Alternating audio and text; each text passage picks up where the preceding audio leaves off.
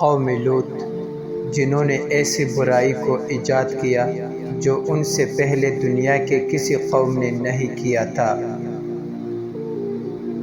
ایسی بدکاری جس کی مثال تاریخ میں کہیں نہیں ملتی۔ اس قوم نے ایسا کیا کام کیا تھا اور ان کا انجام کیا ہوا؟ قرآن مجید میں قوم لوط کا ذکر 17 مرتبہ آیا ہے۔ قوم لوط کا مسکن شہر صدوم اور عمورہ تھا، جو بحر مردار کے ساحل پر واقع تھا، اور قریش مکہ اپنے شام کے سفر میں برابر اسی راستے سے آتے جاتے تھے۔ یہ علاقہ 5 اچھے بڑے شہروں پر مشتمل تھا، جن کے نام صدوم، عمورہ، ادما، سبوبیم اور صغر تھے۔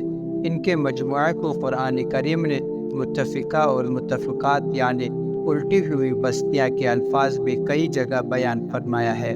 صدوم ان شہروں کا دارالحکومت اور مرکز سمجھا جاتا تھا۔ جب حضرت لوط علیہ السلام اردن میں بحیرہ لوط کے پاس، جہاں صدوم اور عمورہ کی بستیاں تھیں، وہاں آ کر رہائش پذیر ہوئے تو اللہ تعالیٰ نے انہیں اہل صدوم کی ہدایت کے لیے نبی مبعوث فرمایا۔ یہاں کے باشندے فواحش اور بہت سے گناہوں میں مبتلا تھے۔ دنیا کی کوئی ایسی برائی نہیں تھی جو ان میں موجود نہ ہو۔ یہ دنیا کی سرکش، متمرد اور بد اخلاق قوم تھی۔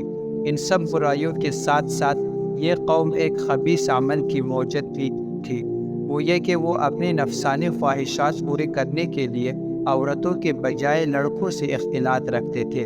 دنیا کی قوموں میں اس عمل کا اب تک کوئی رواج نہ تھا۔ یہی وہ بدبخت قوم تھی جس نے اس ناپاک عمل کو شروع کیا تھا، اور اس سے بھی زیادہ بے حیائی یہ تھی کہ وہ اپنی اس بد کرداری کو عیب نہیں سمجھتے تھے، بلکہ کھلم کھلا فخر کے ساتھ اس کو کرتے رہتے تھے۔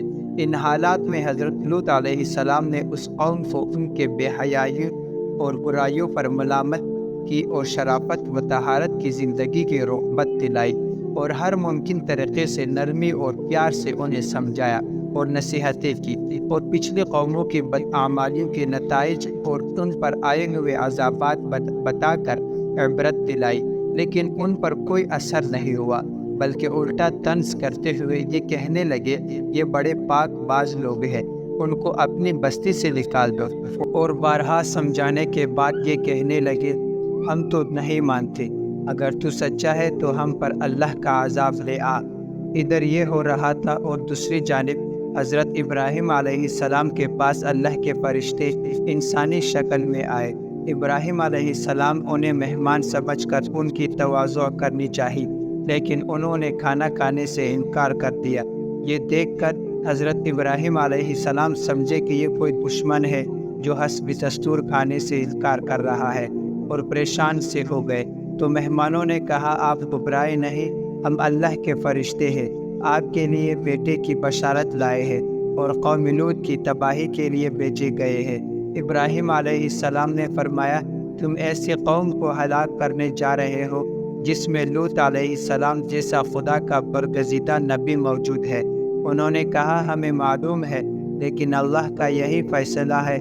قوم لوط اپنی بے حیائی اور فواحش پر اصرار کی وجہ سے ضرور ہلاک ہوگی، اور لوط علیہ السلام اور ان کے خاندان اس عذاب سے محفوظ رہے گا، سوائے لوط علیہ السلام کی بیوی کے۔ وہ قوم کی حمایت اور ان کی بدعمالیوں میں شریکت کی وجہ سے عذاب میں مبتلا ہوگی۔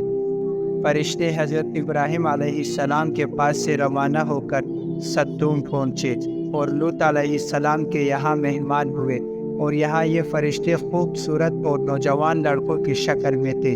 لوط علیہ السلام نے ان کو دیکھا تو بہت پریشان ہوئے کہ اب نہ جانے قوم ان کے ساتھ کیا معاملہ کرے گی۔ ابھی وہ اسی پریشانی میں تھے کہ قوم کو خبر ہو گئی، اور وہ لوط علیہ السلام کے مکان پر چڑھ گئے اور مطالبہ کرنے لگے کہ ان کو ہمارے حوالے کر دو۔ لوط علیہ السلام نے انہیں بہت سمجھایا، لیکن وہ نہ مانے، تو انہوں نے سخت پریشانی میں کہا، کاش میں کسی مضبوط سہارے کی حمایت حاصل کر سکتا۔ فرشتوں نے ان کو پریشان دیکھ کر کہا کہ آپ گھبرائے نہیں، ہم انسان نہیں ہیں، بلکہ اللہ کی طرف سے بھیجے ہوئے فرشتے ہیں، اور ان کے عذاب کے لیے نازل ہوئے ہیں۔ آپ راتوں رات اپنے خاندان سمیت یہاں سے نکل جائیے۔ تو فرشتوں کے پیغام کے بعد لوط علیہ السلام اپنے خاندان سمیت بستی سے نکل کر سدوم سے رخصت ہو گئے، اور ان کی بیوی نے ان کی رفاقت سے انکار کر دیا اور یہی رہ گئی۔ جب رات کا آخری پہرہ ہوا تو عذاب شروع ہو گیا۔ سب سے پہلے ایک سخت ہیبتناک چیخ نے ان کو تہ و بالا کر دیا، پھر ان کی آبادی کو اوپر اٹھا کر زمین کی طرف الٹ دیا گیا، اور پھر اوپر سے پتھروں کی بارش نے ان کا نام و نشان مٹا دیا، اور گزشتہ قوموں کی طرح یہ بھی اپنی سرکشی کی وجہ سے انجام کو پہنچے۔